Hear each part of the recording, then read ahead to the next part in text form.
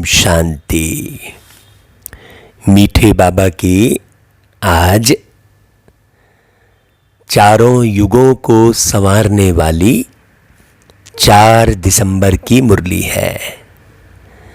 हाँ, बाबा कहते, मीठे बच्चे, बेहद का बाबा आया है तुम बच्चों का ज्ञान से श्रृंगार करने। ऊंच पद पाना है यदि तो सदा श्रृंगारे हुए रहो। तो बाबा सदा श्रृंगार बना रहे, इसके लिए बच्चों को सावधानी देते हैं। देखिए, बाबा ने कहा कि ज्ञान से श्रृंगार करने आए हैं। तो जितना ज़्यादा हमें अर्थयुक्त ज्ञान समझ में आएगा, उतना ही हम श्रृंगारे रहेंगे। क्योंकि बाबा ने कुछ कहा और उसका अर्थ ही हमें समझ में नहीं आया, तो हम पुरुषार्थ कैसे करेंगे। और आत्मा का श्रृंगार है स्मृति, मेमोरी इंग्लिश में कहेंगे, और आध्यात्मिक भाषा में कहते हैं याद। तो जैसी याद वैसे कर्म, और जैसे कर्म वैसा फल। तो जैसी याद वैसे कर्म कहते हैं। तो याद कैसे रहेगी? जब हम अपने इन नयनों की संभाल करेंगे। क्योंकि जो हम देखते हैं और जो सुनते हैं वो याद में रहता है।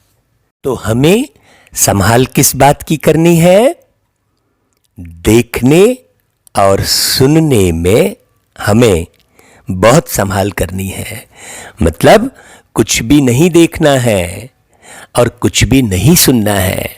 इस बात पर जब यदि हम अपने जीवन में विशेष रूप से गौर करेंगे, तभी हम अपने जीवन को सुखी और संपन्न बना सकेंगे। क्योंकि जो हम देखते हैं, जो सुनते हैं, वही याद में रहता है। और अब बात आई कि हम कब कब क्या सुनते हैं और क्या देखते हैं। जैसे यदि सुबह सुबह हम कुछ बातों को सुनते हैं तो वो सारा दिन मेमोरी में रहता है। क्यों? आपने गौर किया होगा कि सुबह सुबह यदि कोई गाना आपने सुन लिया तो वो शाम को भी आप अनायास गुनगुना लेते हैं। क्यों? क्योंकि वो आपके मेमोरी में रिकॉर्ड हो जाता है, सुबह सुना हुआ गीत। फिर उसके बाद के जो समय है उस पर यदि आप कोई चीज सुनते हैं तो वो इतना याद नहीं रहता है। इसलिए बाबा ने सुबह सुबह ज्ञान मुरली का सिस्टम बनाया। और याद में क्या चीज रहती है? सारा चीज जो सुनते हैं वो याद में रहता है, ऐसा नहीं। जो हम लगन से सुनते हैं वो याद में रहता है, जिस तरफ हमारी लगन होती है। अच्छा, अब लगन कहाँ होती है? लगन वहां होती है जहां हमें मालूम पड़ता है कि यहां प्राप्ति है, फायदा है। जिस तरफ फायदा दिखता है उस तरफ लगन लग जाती है। तो बाबा मुरलियों में जो बताते हैं, हमें उस मुरली से क्या फायदा मिलता है ये समझ में नहीं आता। क्यों समझ में नहीं आता ये? क्योंकि हम हद के फायदे की ओर अपनी बुद्धि को लगाए हुए रहते हैं।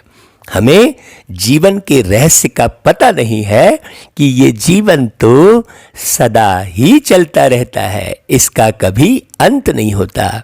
इसलिए जीवनांत हो गया नहीं कहते। यदि हमें ये ज्ञान पक्का हो जाए कि भाई मेरे जीवन का अंत तो कभी नहीं है, शरीर बूढ़ा हुआ उसके बाद फिर मेरा जीवन है, ये ज्ञान पक्का होना जरूरी है। हम तो सोचते हैं कि ना जाने कब हम इस दुनिया से चले जाएं, कोई भरोसा नहीं है। इसलिए जितना मौज करना है, जो उपयोग करना है कर लो। हमें ये ज्ञान नहीं रहता कि हम जो यहाँ पर सुनते हैं, समझते हैं और सुनने और समझने के आधार पर जो कर्म करते हैं, उसी आधार पर पुनः पुनः जीवन हम लेते हैं और दुख या सुख पाते हैं। ये ज्ञान यदि हो जाए तो व्यक्ति इसी जीवन को बाबा के ज्ञान से श्रृंगार करने का पुरुषार्थ करने लग पड़े। तो इसीलिए हम सभी बाबा के बच्चों से, और जो बाबा के बच्चे नहीं बने हैं अर्थात जो रोज मुरली नहीं सुन रहे हैं, उनसे विनम्र गुजारिश करेंगे कि ओ मेरे मीठे भाइयों और बहनों, आप सुबह सुबह यह ज्ञान मुरली जरूर पूरा पूरा सुने, लगन से सुने, समझें। इस मुरली को सुनने से आपके कई जीवन संवर जाएंगे। आपका जीवन तो संवरेगा ही, आपके संगी साथी का, आपके जो सहयोगियों का, सबका जीवन संवर जाता है। क्यों? क्योंकि आपको देखकर लोग सीखते हैं, आप संवर जाते हैं, आप श्रृंगारे हुए हो जाते हैं, तो आपका श्रृंगार देखकर औरों को भी श्रृंगार करने की इच्छा होती है। आपने देखा होगा ना भाई, शरीर का भी श्रृंगार करते हैं, नारियां श्रृंगार करती हैं, तो उसको देखकर और दूसरी नारियां भी वैसे श्रृंगार करने की इच्छा रखती हैं, है ना। ऐसा ही पुरुष के साथ है। इसी प्रकार से बाजार में व्यापार चलता है, किसी ने अच्छे कपड़े पहने, किसी ने अच्छी साड़ी पहनी, तो उसको देखकर फिर वो दुकान के पास जाते हैं। तो ऐसा ही ये ज्ञान रत्नों से आत्मा का श्रृंगार करने की बात है। फिर बाबा प्रश्न करते हैं, किन बच्चों को देखकर बेहद का बाप बहुत खुश होते हैं? हाँ, देखो, एक है हद के बाप और दूसरे हैं बेहद के बाप, मतलब सारी दुनिया के मालिक। सारी दुनिया के मालिक मतलब ये दुनिया किससे बनी है? आत्मा से और परमात्मा से। अगर आत्मा है तो दुनिया है, शरीर है, वस्तु है, सब है। और आत्मा नहीं है तो कुछ भी नहीं। शरीर को ले जाके जला देते हैं। तो दुनिया किससे है? आत्मा से। और सर्व आत्माओं के पिता एक है, जिसे बेहद का बाप कहेंगे।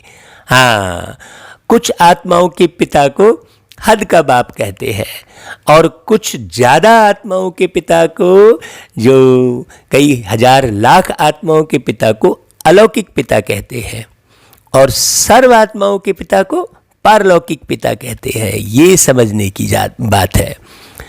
तो बाबा जो बेहद का बाप कहते हैं, सर्वात्माओं के पिता हैं, वो सबके लिए एक जैसी बात कह रहे हैं। तो वो बेहद के बाप कब खुश होते हैं? किन बच्चों को देखकर खुश होते हैं? वो बेहद के बाप उन बच्चों को देखकर खुश होते हैं जो बच्चे सर्विस के लिए एवर रेडी रहते हैं। भाई, एवर रेडी कौन रहेगा? एवर रेडी वही रहेगा जो तन से, मन से, धन से स्वस्थ रहेगा, सुखी रहेगा, वो एवर रेडी रहेगा। तो बाबा कहते हैं अलौकिक और पारलौकिक दोनों बाप को पूरा फॉलो करते हैं। भाई, बाबा नीचे आकर, हमने पिछली मुरलियों में बताया था कि बाबा नीचे आकर एक साकार बाप की भी रचना करते हैं ना भाई, जो बाप समान होते हैं, जिनके मन में, जिनकी बुद्धि में सर्व आत्माओं के प्रति कल्याण के भाव उत्पन्न हो जाते हैं, उन्हें अलौकिक पिता कहते हैं। तो अलौकिक और पारलौकिक दोनों बाप को पूरा फॉलो करते हैं। ऐसे बच्चों से बाबा बहुत खुश होते हैं। ज्ञान योग से स्वयं का अर्थात आत्मा का श्रृंगार करते हैं। पतितों को पावन बनाने की सेवा करते हैं। स्पष्ट कहा बाबा ने, पतितों को छोड़ते नहीं हैं, पतितों से घृणा नहीं करते हैं, पतितों को अवॉइड नहीं करते हैं, अच्छा व्यक्ति नहीं ढूंढते हैं, सबको एक जैसा ज्ञान सुनाते हैं। हमने अच्छा व्यक्ति ढूंढा तो अच्छा तो मिलेगा नहीं भाई। नहीं तो कई लोग क्या करते, अरे वो ठीक नहीं उससे बात नहीं कर रहा, वो ठीक नहीं उससे बात नहीं करना। नहीं भाई, बाबा ने कहा आप आत्मा देखकर बात करो, आत्मा के ओरिजिनल स्वरूप को देखो। हर आत्मा को जब आप शांत स्वरूप में देखोगे तभी तो उसे शांत बना पाओगे।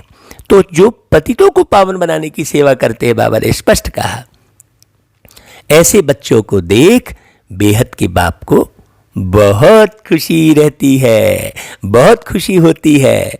बाप की चाहना है मेरे बच्चे मेहनत कर ऊंच पद पाएं।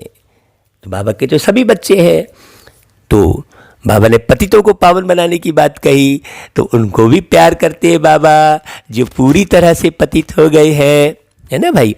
आजकल देखो कितना धर्म भेद चल रहा है, सोचने की बात है। यदि आत्मज्ञान होता तो धर्म भेद होता ही नहीं भाई। आप चाहे कोई भी राष्ट्र बना लो, चाहे किसी भी धर्म का राष्ट्र बना लो, चाहे सिख धर्म का राष्ट्र बना लो, हिंदू धर्म का राष्ट्र बना लो, मुस्लिम धर्म का राष्ट्र बना लो, लेकिन शरीर तो छोड़ना ही है सबको।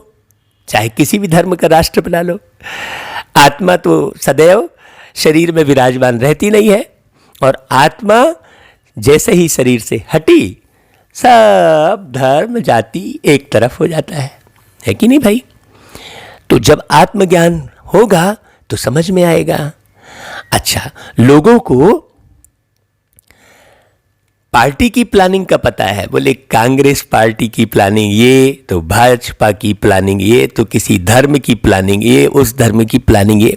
लोगों को धर्म की प्लानिंग, पार्टियों की प्लानिंग, जाति की प्लानिंग, पंथ की प्लानिंग का पता है, लेकिन ईश्वर की प्लानिंग का किसी को पता ही नहीं है कि ईश्वर की क्या प्लानिंग है। ईश्वर की प्लानिंग ये है मेरे मीठे भाइयों बहनों, जब आप ईश्वर की प्लानिंग का पता लग जाएगा आपको, जब ईश्वर की प्लानिंग समझ में आ जाएगी तो सारी लड़ाई सबके अंदर से समाप्त हो जाएगी। ईश्वर की प्लानिंग सारे विश्व को एक करने की है, क्योंकि सबका मालिक एक है। ईश्वर की प्लानिंग पूरे विश्व के अंदर में एक ही धर्म स्थापित करने की है, वो है देवी देवता धर्म। और ईश्वर की प्लानिंग के आगे किसी की प्लानिंग नहीं चलेगी, क्योंकि वो सर्वशक्तिमान है। तुम तो जन्म लेकर जाति, धर्म, देह, वस्तुओं, मान सम्मान में फंस जाते हो, और वो जन्म नहीं लेते, इसलिए वो सर्वशक्तिमान है। वो कहीं फंसते नहीं है, कहीं उलझे नहीं है। इसलिए ईश्वर की जो मर्जी है वही चलेगी। और ईश्वर की मर्जी क्या है अभी? ईश्वर की मर्जी है पूरे विश्व के अंदर एक धर्म होगा।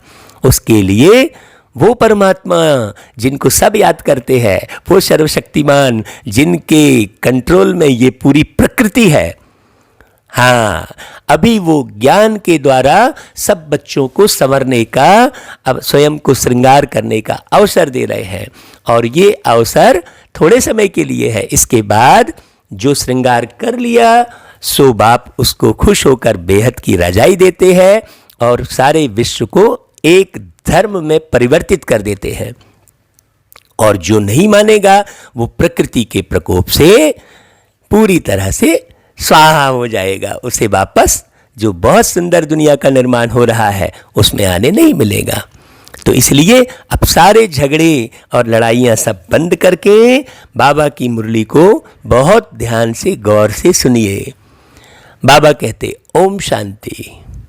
रूहानी बाप रूहानी बच्चों प्रति कहते हैं, मीठे मीठे बच्चों। देखो जैसे लौकिक बाप भी बहुत प्यार से बात करते हैं, वैसे ही पारलौकिक बाप भी कहते हैं मीठे मीठे बच्चों। जैसे लौकिक बाप को बच्चे प्यारे लगते हैं, वैसे बेहद के बाप को भी बेहद के बच्चे प्यारे लगते हैं। बाप बच्चों को शिक्षा सावधानी देते हैं कि बच्चे उच्च पद पाएं। बच्चे यहां पर किसे कह रहे हैं? आत्मा को। यही बाप की चाहना होती है। भाई शरीर में रहकर कोई आत्मा ऊंच पद को प्राप्त करती है तो सभी उसको बहुत सम्मानित करते हैं। तो बेहद के बाप की भी यह इच्छा रहती है बच्चों को ज्ञान और योग के गहनों से श्रृंगारते हैं। तुमको दोनों बाप बहुत अच्छी रीति श्रृंगारते हैं कि बच्चे ऊंच पद पाएं। अलौकिक बाप भी खुश होते हैं तो पारलौकिक बाप भी खुश होते हैं। हाँ, दोनों बाप की एक ही दृष्टि है। दोनों बाप के अंदर में कोई जाति भेद, कोई धर्म भेद, कोई गरीबी अमीरी का भेद नहीं है। हाँ, तो बाबा कहते हैं जो अच्छी रीति पुरुषार्थ करते हैं उन्हों को देखकर गाया भी जाता है फॉलो फादर। तो दोनों को फॉलो करना है। एक है रूहानी बाप और दूसरा फिर यह है अलौकिक फादर। एक को तैयार करते हैं बाबा, सैंपल तैयार करते हैं, तो वो सैंपल को जरूर देखना है ना भाई। सैंपल को देखने से इजी हो जाता है। तो पुरुषार्थ कर ऊंच पद पाना है। सैंपल को देखकर हर एक चीज बनाना आसान हो जाता है। तो बाबा ब्रह्मा बाबा को सामने सैंपल रखते हैं, तो उन्हें ही देखना है और दूसरों को नहीं देखना है। बाबा कहते हैं तुम जब भट्टी में थे तो सबका ताज सहित फोटो निकाला गया था।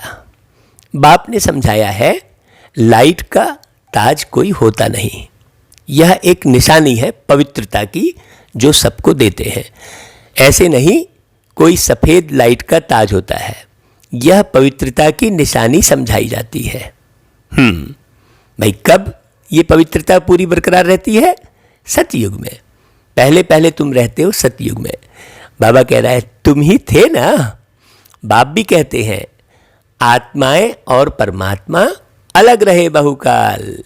तुम बच्चे ही पहले पहले आते हो, फिर पहले तुमको ही जाना है।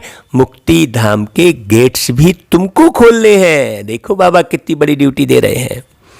हाँ, अब यहां पर मुक्ति धाम के गेट्स भी तुमको खोलने हैं का मतलब क्या हुआ कि सबसे पहले पहले मुक्त अवस्था में तुमको जीवन जीकर दिखाना है। यहां पर जैसे बाबा ने लाइट के ताज की बात कही, तो ऐसा कोई लाइट प्रकाश होता नहीं है। जैसे कई लोग कह रहे, मैं उनको देखा तो एकदम लाइट दिख रहे थे। लाइट दिखना मतलब हल्के रहना, हाँ, तनाव में नहीं रहना, उदासी में नहीं रहना, है ना भाई। तो बाबा कहते हैं तुम बच्चों को बाप श्रृंगारते हैं। पीहर घर में वनवाह में रहते हैं। इस समय तुमको भी साधारण रहना है, ना ऊंच ना नीच। क्यों? क्योंकि अगर नीचे भी साधारण जो है एकदम नीची अवस्था में रहेंगे, बहुत हल्के कपड़े पहनेंगे तो भी उसका भान आएगा, और बहुत ऊंचे कपड़े पहनेंगे, खूब महंगा महंगा सामान का उपयोग करेंगे तो भी उसका भान आएगा, है ना भाई। इसलिए साधारण रहना। बाप कहते हैं मैं भी साधारण तन में प्रवेश करता हूँ। हाँ, है ना भाई। कोई भी देहधारी को भगवान कह नहीं सकते। मैं इस तन में प्रवेश करता हूँ कह रहे हैं, मतलब जिस तन में प्रवेश किया वो शरीर भगवान हो गया, ऐसा नहीं। कई लोग ये सोचते हैं कि जो ब्रह्मा बाबा की तस्वीर है, क्या आप इनको भगवान मानते हो? ऐसा कई लोग कहते हैं। नहीं भाई, इनके तन में जो निराकार परमात्मा आए हैं वो भगवान है। बाबा कहते हैं मनुष्य मनुष्य की सदगति कर नहीं सकते। क्यों? कैसे सदगति करेंगे भाई? भाई हर एक के जीवन का अपना अपना मार्ग है, तो वो दूसरे को मार्ग कैसे दिखा पाएगा? वो तो उसकी रास्ता अलग है, वो अपनी यात्रा कर रहा है। वो अपनी यात्रा कर रहा है, उसका अपना लक्ष्य है, और तुम अपनी यात्रा कर रहे हो, तुम्हारा अपना लक्ष्य है। तो सबके लक्ष्य अलग अलग हैं, सबके मार्ग अलग अलग हैं, तो कौन किसको रास्ता दिखाए? परमात्मा ही सही रास्ता बताते हैं। सदगति तो गुरु ही करते हैं, और वो गुरु कौन है? परमात्मा। यहाँ तो सबकी अपनी अपनी योजना है। किसी को आश्रम खोलना है, किसी को अपना आश्रम बढ़ाना है, तो किसी को अपना व्यापार बढ़ाना है, तो किसी को अपना विद्यालय बढ़ाना है, तो किसी को अपना नर्सिंग होम बढ़ाना है। सब अपने अपनी योजना में है। परमात्मा की कोई अपनी अलग से योजना थोड़ी है। परमात्मा की यही योजना है कि कुछ ऐसा जाकर बताऊं तो सारे सुखी हो जाएं, सारे आपस में छीरखंड होकर रहें, बहुत प्यार मोहब्बत से रहें। भाई बहुत सोचने की बात है कि एक बाप के यदि 4 बच्चे हैं, चारों आपस में लड़ते रहेंगे तो बाप खुश होंगे क्या? तो यहाँ भी एक बाप के 4 बच्चे, हिंदू, मुस्लिम, सिख, ईसाई और भी बहुत सारे धर्म, ये सारे धर्म बाप के बच्चे हैं ना। सारे धर्म के ऊपर तो एक सुप्रीम बाप है ना, तो सब उस सुप्रीम बाप की खूब जो है पूजा पाठ और अलग अलग तरीके से ध्यान साधना करते हैं, लेकिन ये ध्यान नहीं रखते हैं कि वो बाप खुश कैसे होगा जब सब धर्म रूपी बच्चे आपस में एकजुट होकर रहेंगे, है ना भाई। बाबा कहते हैं मनुष्य 60 वर्ष के बाद वानप्रस्थ लेते हैं, फिर गुरु करते हैं। यह भी रस्म अभी की है। क्यों? क्योंकि बाबा भी 60 वर्ष के बूढ़े तन में प्रवेश करते हैं। तो वो रस्म आ जाती है जो फिर भक्ति मार्ग में चलती है। आजकल तो फिर छोटे बच्चे को भी गुरु करा देते हैं। बलवान प्रस्थ अवस्था नहीं है, परंतु अचानक मौत तो आ जाता है ना। हाँ, आजकल मौत का तो कोई भरोसा नहीं है, साधन ही ऐसे बना दिए गए हैं। मौत का साधन तो मनुष्य ने खुद तैयार किया है, तो इसलिए बच्चों को भी आजकल गुरु करा देते हैं कि पता नहीं भैया, आयु का तो कोई ठिकाना नहीं है ना। जैसे बाप कहते हैं तुम सभी आत्माएं हो, हक है वर्षा पाने का। वह कह देते हैं गुरु बगैर ठहर नहीं पाएंगे, अर्थात ब्रह्म में लीन नहीं होंगे। तुमको तो लीन नहीं होना है, ब्रह्म तो रहने का स्थान है ना भाई। रहने के स्थान में थोड़ी कोई लीन होता है। भाई, जिस स्थान पर आपके माँ बाप परिवार रहते हैं तो आप उस स्थान को तो याद जरूर करते हो, लेकिन वो स्थान कब याद आता है? पहले माँ बाप और परिवार याद आता है, या स्थान याद आया तो माँ बाप और परिवार याद आएंगे। तो ब्रह्म में लीन होने की बात है, तो ये कहाँ मालूम है कि भाई उस ब्रह्म लोक में परमात्मा रहते हैं, उनका स्वरूप क्या है, वो कब आते हैं, ये सारा ज्ञान तो नहीं है ना। तो बाबा कहते हैं कि गुरु बगैर ठहर नहीं पाएंगे, ऐसा समझते हैं, ब्रह्म में लीन नहीं होंगे। तो बाबा कहते हैं तुमको तो लीन नहीं होना है। यह भक्ति मार्ग के अक्षर हैं। आत्मा तो स्टार मिसल बिंदी है, बाप भी बिंदी है। ये बात नहीं समझ में है लोगों के। उस बिंदी को ही ज्ञान सागर कहा जाता है। तुम भी छोटी आत्मा हो, इसलिए अपना किसी भी किस्म का बड़े रूप का घमंड नहीं करो। तुम छोटी आत्मा हो। हाँ, नहीं तो मेरा इतना घर है, मेरी इतनी जमीन है, हाँ, अपने शरीर का भान देखो, मेरा कितना सुगठित शरीर है, इसका भान रहता है। और छोटी आत्मा का ज्ञान हो गया तो ये सब तो टेम्परेरी है भाई, कार्य व्यवहार के लिए उसका भान नहीं रहेगा। उसी के भान में व्यक्ति अकड़ता है। तो बाबा कहते हैं छोटी आत्मा हो, उसमें सारा ज्ञान भरा जाता है। तुम फुल ज्ञान लेते हो, पास विद आनर होते हो ना। ऐसे नहीं कि शिवलिंग कोई बड़ा है। जितनी बड़ी आत्मा है उतना ही परमात्मा भी है। ऐसा थोड़ी कि आत्मा बहुत छोटी है तो परमात्मा खूब बड़े होंगे, नहीं। दोनों का साइज एक जैसा ही है, दोनों बिंदी रूप हैं। शरीर से आत्मा निकल जाती तो वो भी नहीं दिखाई देती, और परमात्मा आते हैं तो वो भी दिखाई नहीं देते। जब वो बात करते हैं तब मालूम पड़ता है कि हाँ, ऐसी बातें तो केवल परमात्मा ही बोल सकते हैं, बाकी दिखते थोड़ी हैं, जो कि अति सूक्ष्म है। आत्मा परम धाम से आती है पार्ट बजाने। हाँ, अब भाई कहाँ से हम आए ये भी ज्ञान नहीं है। ऊपर ऊपर कहते हैं, लेकिन उसकी स्मृति थोड़ी है, इसलिए जा नहीं सकते, वापस यहीं भटकते हैं। बाप कहते हैं कि मैं भी वहाँ से आता हूँ, परंतु मुझे अपना शरीर नहीं है।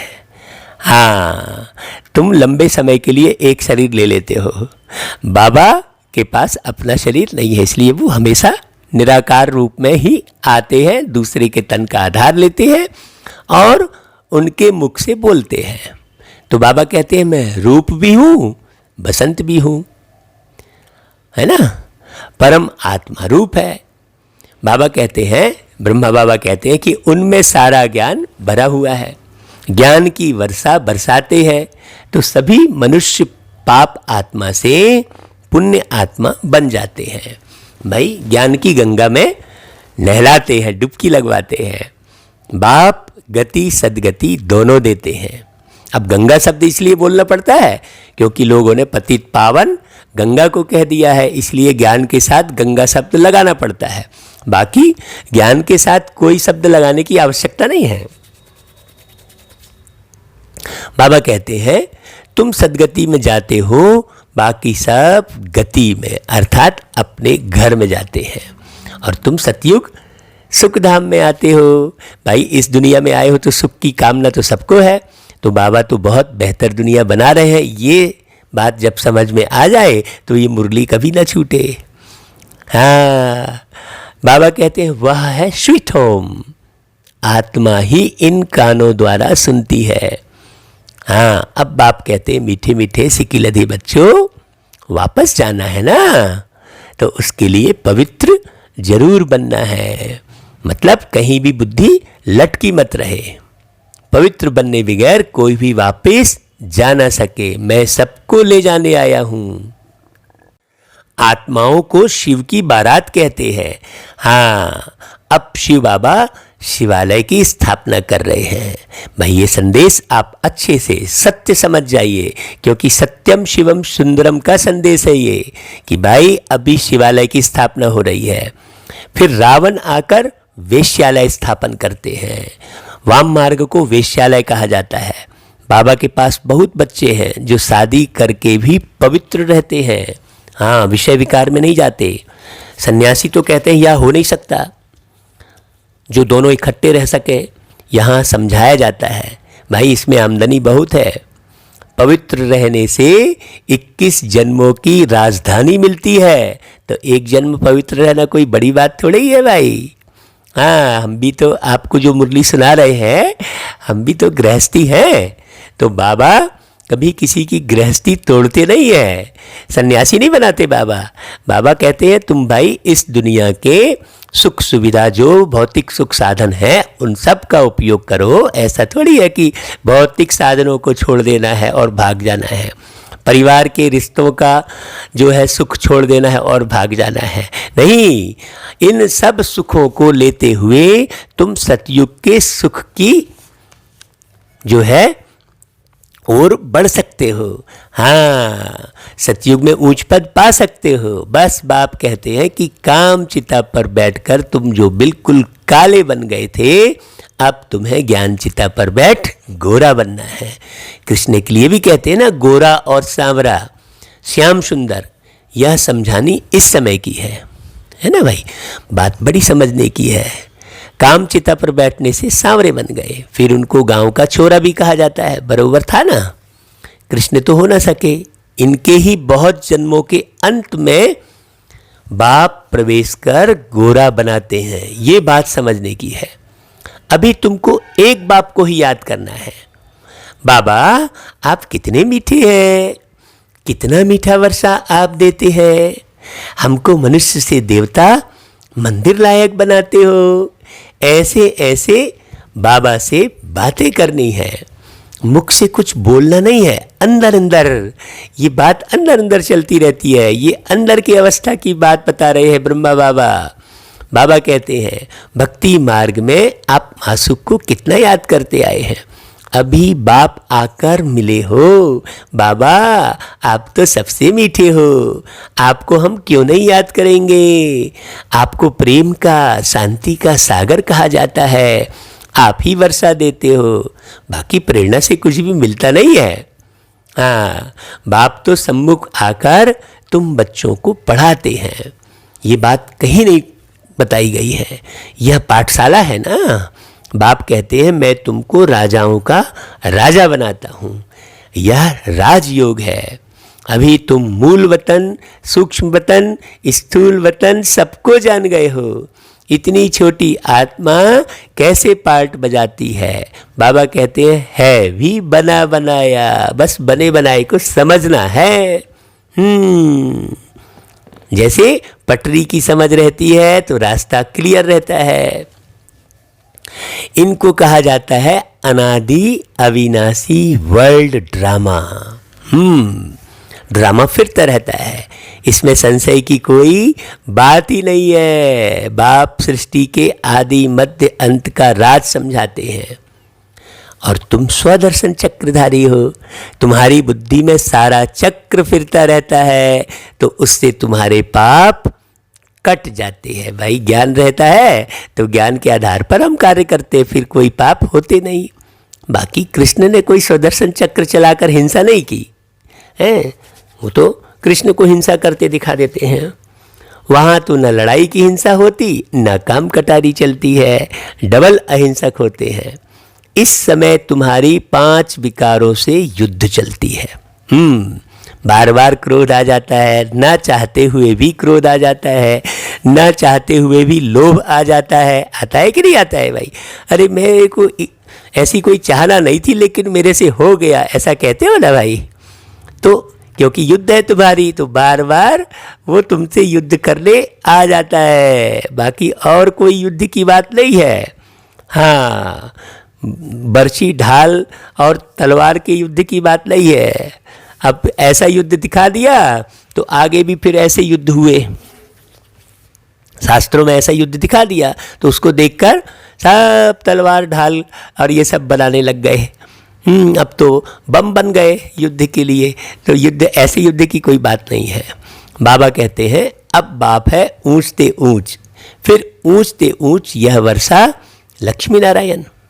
इन जैसा ऊंच बनना है। जितना तुम पुरुषार्थ करेंगे उतना ऊंच पद पाएंगे। भाई कौन पुरुषार्थ करेगा और कौन ऊंच पद पाएगा? आत्मा पुरुषार्थ करेगी इस शरीर में बैठकर, और आत्मा ही ऊंच पद पाएगी नए शरीर में। शरीर रूपी कपड़ा ही तो बस बदलेगा। बाबा कहते हैं कल्प कल्प वही तुम्हारी पढ़ाई रहेगी, पढ़ाई में कोई परिवर्तन नहीं आएगा। अभी अच्छा पुरुषार्थ किया तो कल्प कल्प करते रहेंगे। जिस्मानी पढ़ाई से इतना पद नहीं मिल सकता जितना रूहानी पढ़ाई से मिलता है, तो इस पर विशेष ध्यान देना चाहिए। ऊंचते ऊंच यह लक्ष्मी नारायण बनते हैं। यह भी हैं तो मनुष्य, परंतु दैवी गुण धारण करते हैं, इसलिए देवता कहा जाता है।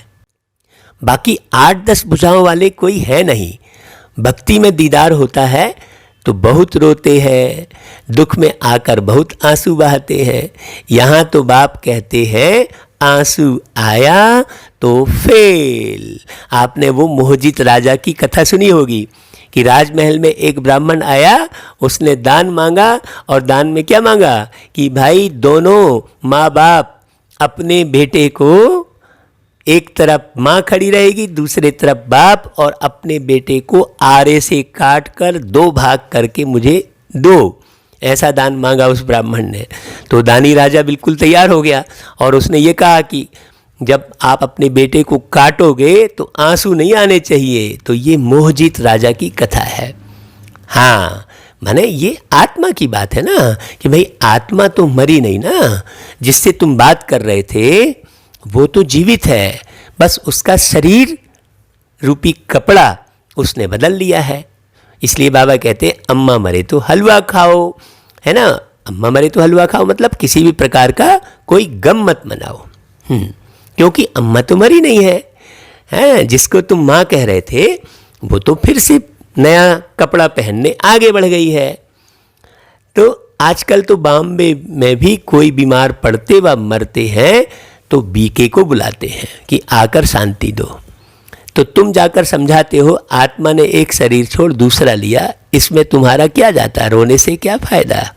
कहते हैं इनको काल खा गया। अरे भाई ऐसी कोई चीज़ नहीं है। काल खा गया मैंने समय थोड़ी खा जाएगा किसी को। भाई किसी को कोई काल नहीं खाता। आत्मा तो अजर अमर अविनाशी है, और आत्मा ही बैठ के बात कर रही थी शरीर में, आत्मा ही माँ का रोल कर रही थी। ये समझने की ज़रूरत है, तो कभी दुख नहीं होगा।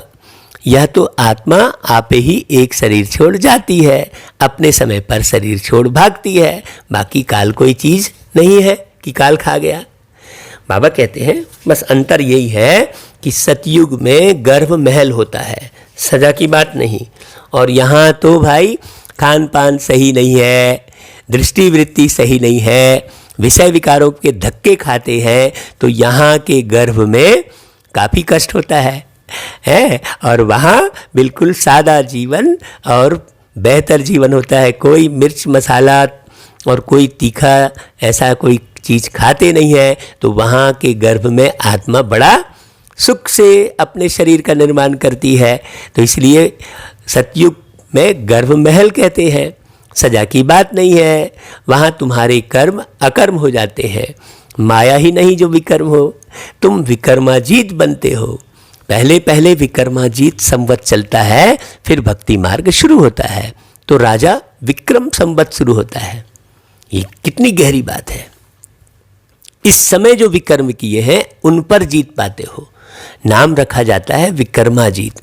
फिर द्वापर में विक्रम राजा हो जाता है, तो विकर्म करते रहते हैं। सुई पर अगर कट चढ़ी हुई होगी तो चुंबक खींचेगा थोड़ी, है ना भाई। तो जितना पापों की कट उतरती जाएगी तो चुंबक खींचेगा। अब यहाँ पर चुंबक किसे कह रहे हैं? बाबा को, ज्ञान को, बाबा के।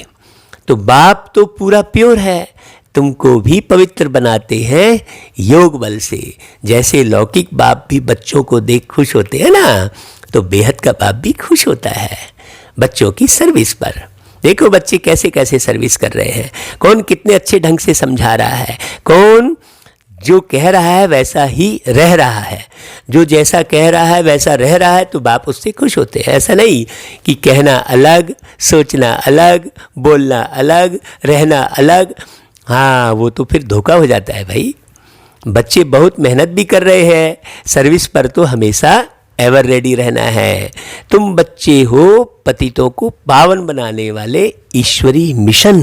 हाँ, अभी तुम ईश्वरी संतान हो, बेहद का बाप है, और तुम सब बहन भाई हो, इसलिए आपस में ही लून पानी मत होना, बाबा कहते हैं। बस और कोई संबंध नहीं। मुक्ति धाम में है ही बाप और तुम आत्माएं भाई भाई। फिर तुम सतयुग में जाते हो तो वहाँ एक बच्चा एक बच्ची, बस। यहाँ तो बहुत संबंध होते हैं, चाचा, काका, मामा, पता नहीं और क्या क्या, ढेर संबंध। तो ऐसे वहाँ संबंध नहीं होते। तो बाबा कहते हैं मूल वतन तो है ही स्वीट होम मुक्ति धाम। उसके लिए मनुष्य कितना यज्ञ तप आदि करते हैं, परंतु वापस तो कोई भी जा नहीं सके भाई। यज्ञ तप करना, हाँ, अग्नि में कोई स्थूल सामग्री डालने से थोड़ी मुक्ति धाम मिल जाएगा। मुक्ति धाम का ज्ञान होना चाहिए ना, बिना ज्ञान के कोई भी चीज़ प्राप्त नहीं होती है। तो बाबा कहते हैं गपोड़े बहुत मारते रहते हैं, ज्ञान यज्ञ करना चाहिए। सर्व का सदगति दाता तो है ही एक, दूसरा तो कोई है नहीं। अभी तुम हो संगम युग पर, यहाँ है ढेर मनुष्य। सतयुग में तो बहुत थोड़े होते हैं, क्योंकि इतना पुरुषार्थ संगम युग में सब करते नहीं है। हमने वही कहा ना कि इस मुरली को सुनने वाले 100-200 ही होते हैं, और गपोड़ शंख के वीडियो को देखने वाले मिलियन में होते हैं। झूठ वीडियो देखने वाले, उन्हें पता ही नहीं लगता कि झूठ क्या है, सच्चा क्या है।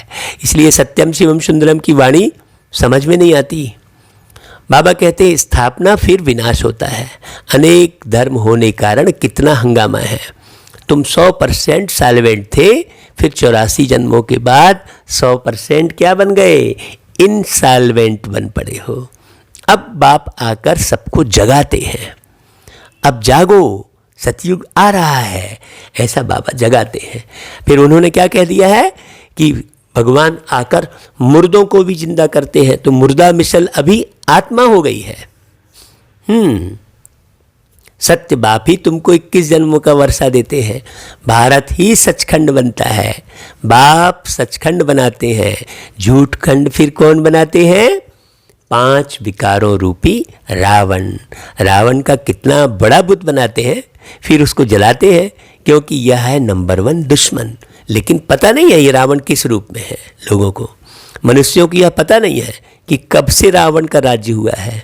बाप समझाते हैं आधा कल्प है राम राज्य और आधा कल्प है रावण राज्य। बाकी रावण कोई मनुष्य नहीं है जिसको मारना है।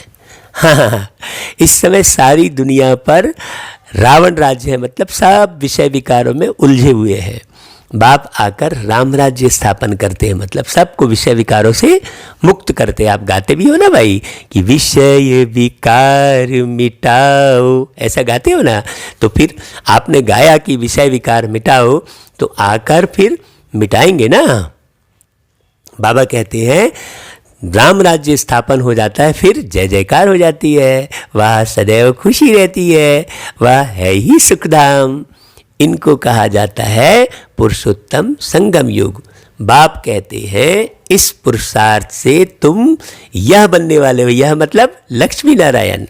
बाबा कहते हैं तुम्हारे चित्र भी बनाए थे, बहुत आए, फिर सुनंती कथनती भागंती हो गए, इसलिए फिर वो चित्र बनाना बंद कर दिए। बाप आकर तुम बच्चों को बहुत प्यार से समझाते हैं। बाप टीचर प्यार करते हैं, गुरु भी प्यार करते हैं। सतगुरु का निंदक ठहर न पाए। हाँ, जो बाबा की निंदा कराता है उसका कहीं ठौर नहीं होता। हाँ, ना सतयुग में न कलयुग में, हाँ कहीं भी ठौर नहीं मिल पाता उसको ढंग से, भटकता ही रहता है वो।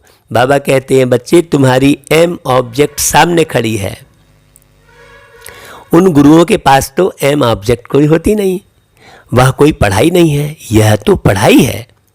इनको कहा जाता है यूनिवर्सिटी कम हॉस्पिटल, जिससे तुम एवर हेल्दी वेल्दी बनते हो। यहाँ तो है ही झूठ कलयुग में, है ना। गाते भी हैं यहाँ पर, कलयुग में क्या गाते हैं कि झूठी काया झूठी माया झूठा सब संसार, ऐसा कहते हैं। लेकिन सतयुग में ऐसा नहीं गाएंगे। सतयुग है सचखंड, वहाँ तो हीरे जवाहरातों के महल होते हैं सतयुग में। देखो सोमनाथ का मंदिर भी एक है ना मिसाल, कैसे हीरो का बना है, भक्ति मार्ग में बनाया है ना भाई। कितना धन था जो फिर उन्होंने आकर लूट लिया। बड़ी बड़ी जो है मस्जिदें बनाई। बाप तुमको कारून का खजाना देते हैं, शुरू से ही तुमको सब साक्षात्कार कराते हैं। अल्लाह अव्वल दीन बाबा है ना, पहला पहला धर्म स्थापन करते हैं। तो अपने देवी देवता धर्म को पहचानो, क्योंकि दिव्य गुणों के बल पर ही तुम जीत हासिल कर पाओगे। बाबा कहते हैं वह है डिटिज्म, जो धर्म नहीं है वह फिर स्थापन होता है। अभी देवी देवता धर्म तो कहीं नहीं दिख रहा है। हाँ, सब धर्म का विनाश बाबा कराएगा, चिंता मत करो। अभी किसी भी किस्म का धर्म भेद मत लाओ। हाँ, सारे धर्मों का विनाश तो बाबा महाकाल हमारा शिव बाबा आया है ना, बस बाबा की बातों को पालन करो। सब जानते हैं प्राचीन सतयुग में इन्हों का ही राज्य था। किनका? लक्ष्मी नारायण का, उनके ऊपर कोई नहीं। हाँ, डीटी राज्य को ही पैराडाइज कहा जाता है। अभी तुम जानते हो, फिर औरों को बताना है।